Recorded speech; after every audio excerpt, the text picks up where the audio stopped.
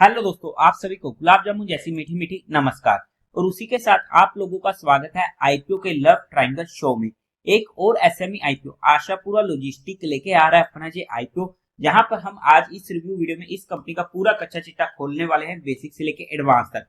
अगर मैं स्टार्टिंग में इसमें अपने पर्सनल डिसीजन की बात करूं फॉर एजुकेशन पर्पज, तो फिर से एक इंटरेस्टिंग आईपीओ होने वाला है जिसे मैं आज के दिन ऑलमोस्ट सर्टेन की स्टडी करना चाहूंगा। बट किस तरीके से रहेगी रैंकिंग, क्योंकि काफी सारे एसएमई आईपीएस और मेनलाइन आईपीएस एक ही टाइम पर ओपन होने वाले हैं, तो उस बेस पर जो भी रैंकिंग बनेगी वो मैं आप लोगों को अपडेट कर दूंगा और उसी के बेस पर मेरा कोई फाइनल डिसीजन बनेगा। बट आप लोग एक बार इस वीडियो को देख लीजिएगा, समझ लीजिएगा, फिर अपने रिस्क रिवॉर्ड रेशियो और माइंडसेट के अकॉर्डिंग अपने फाइनेंशियल एडवाइजर से कंसल्ट करके कोई फाइनल एक्शन बनाइएगा।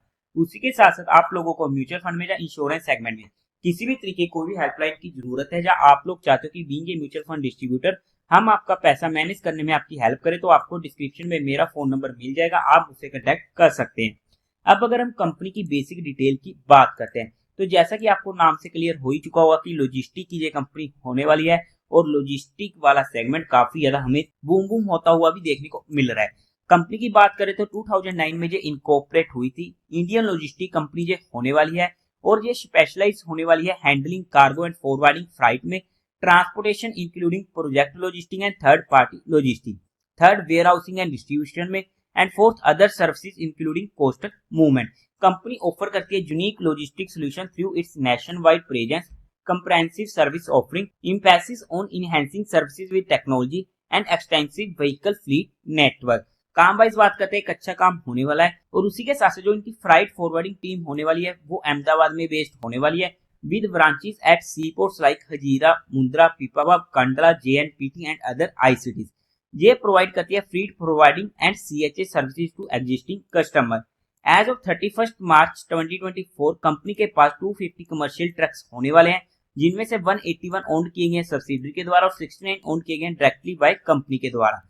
As of July 2024 company manage करती है, ऑपरेट करती है 7 वेयर हाउसेज को, और एज ऑफ जून 30 2024 कंपनी के पास 219 पीपल होने वाले हैं एम्प्लॉयमेंट में।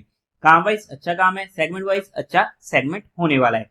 अब अगर हम कंपनी के टेंटेटिव टाइम टेबल की बात करते हैं, तो ये आईपीओ प्रो होगा 30 जुलाई को, क्लोज होगा 1 अगस्त को, अलॉटमेंट होगी 2 अगस्त को, रिफंड मिलने शुरू हो जाएंगे 5 अगस्त से, आपके अकाउंट में क्रेडिट हो जाएंगे शेयर फ्लोटेड 5 अगस्त को, टेंटेटिव लिस्टिंग डेट होने वाली 6 अगस्त की, फेस वैल्यू रहेगी 10 रुपीज पर शेयर की, प्राइस बैंड होगा 136 से 144 रुपीज पर शेयर का।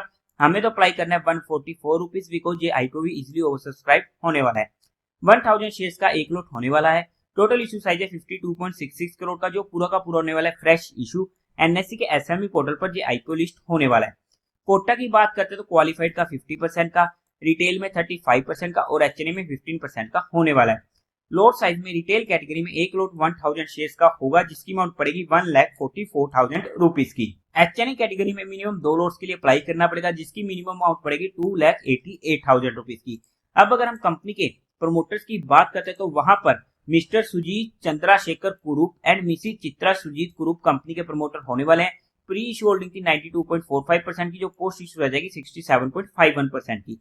अब अगर हम कंपनी के मेन मुद्दे की बात करते हैं, यानी कि कंपनी के फाइनेंशियल की, तो वहां पर सबसे पहले टोटल असेट 2022 में थे 115 करोड़ के, जो इंक्रीज होते थे 2024 तक पहुंचे 126 करोड़ के। कुछ खास ग्रोइंग रेट देखने को नहीं मिली है और स्टेबल सी हमें यहाँ पर देखने को मिल रहे हैं। रेवेन्यू 2022 में था 227 करोड़ का, 2023 में भी हमें कुछ मेजर इंपैक्ट देखने को नहीं मिला और 222 करोड़ की देखने को मिले। 2024 में फिर से डिप देखने को मिला 199 करोड़ के। यहाँ पर हमें रेगुलरली डी ग्रोइंग देखने को मिल रही है, जो हमारे लिए एक नेगेटिव पॉइंट हो जाता है। प्रॉफिट आफ्टर टैक्स 2022 में था 7.88 करोड़ का, 2023 में 9.46 करोड़ का, 2024 में 12.35 करोड़ का। हाउएवर कंपनी के रेवेन्यू कम होते हुए देखने को मिले, बट कंपनी के प्रॉफिट हमें इंक्रीज होते हुए देखने को मिले और एक डिसेंट ग्रोइंग रेट देखने को मिली है। नेटवर्थ की बात करते हैं 65 करोड़ की, रिजर्व एंड सरप्लस में 55 करोड़ का, टोटल बोरिंग कंपनी के पास 12.90 लाख की होने वाली है। ओवरऑल में अगर हम फाइनेंशियली बात करते हैं कंपनी के, तो ज्यादा अच्छे फाइनेंशियल नहीं बोलूंगा, क्योंकि हमें रेगुलरली डी ग्रोइंग देखने को मिल रही है, तो ठीक ठाक से फाइनेंशियल हम यहाँ पर बोल सकते हैं। अब अगर हम कंपनी के ऑब्जेक्टिव की बात करते हैं, क्यों आ रहा है जी आईपीओ, तो इनको फंडिंग कैपिटल एक्सपेंडिचर की रिक्वायरमेंट है, ताकि ये परचेज कर सके ट्रक्स एंड एंसिलियरी इक्विपमेंट्स को। सेकंड, इनको कंस्ट्रक्शन करनी है वेयर हाउसेज की एट द फैसिलिटी गुजरात में। फंडिंग चाहिए इनको इंक्रीमेंटल वर्किंग कैपिटल रिक्वायरमेंट के लिए एंड जनरल कॉर्पोरेट पर्पस।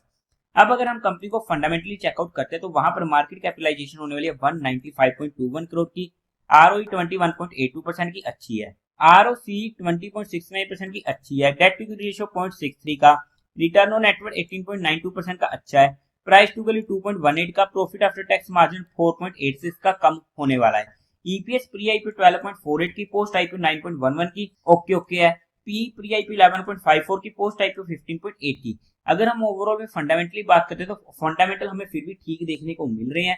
अब अगर हम बात करते हैं कंपनी के पीयर टू पीयर कंपटीटर्स में तो वहां पर सबसे पहले एसजे लॉजिस्टिक जिसका पी है 50.80 का। अगर हम बात करते हैं इसके जीएमपी की तो आज के टाइम पर 38% के करीब का हमें देखने को मिल रहा है। अगर हम वैल्यूएशन वाइज बात करते हैं according to 2024 financial year data तो एक ऐसी वैल्यूएशन पर ये आईपीओ आ रहा है जहां पर कंपनी अपने आईपीओ को सस्ता लाने की कोशिश कर रही है। हालांकि हमें रेवेन्यू में जो कमी देखने को मिली थी उसे कंपनी ने थोड़ा सा टेक केयर करते हुए कंपनी की वैल्यूएशन को सस्ती रखा है। हाउएवर किस तरीके से रहेगी फाइनल रैंकिंग उसी के बेस पर कोई फाइनल डिसीजन बनेगा। बट हमने यहाँ पर सिर्फ कंपनी को education and learning perspective study किया है, किसी भी तरीके कोई भी इन्वेस्टमेंट टिप्स या एडवाइस नहीं है। फिर भी आप लोगों को कोई भी काम करना हो या कोई भी एक्शन लेना हो तो एक बार अपने फाइनेंशियल एडवाइजर से कंसल्ट करके कीजिएगा। तो देवी और सज्जनों, उम्मीद है आप लोगों को ये वीडियो अच्छी लगी होगी, तो इस वीडियो को लाइक कीजिएगा, शेयर कीजिएगा और साथ ही साथ चैनल को सब्सक्राइब करें। हर हर महादेव।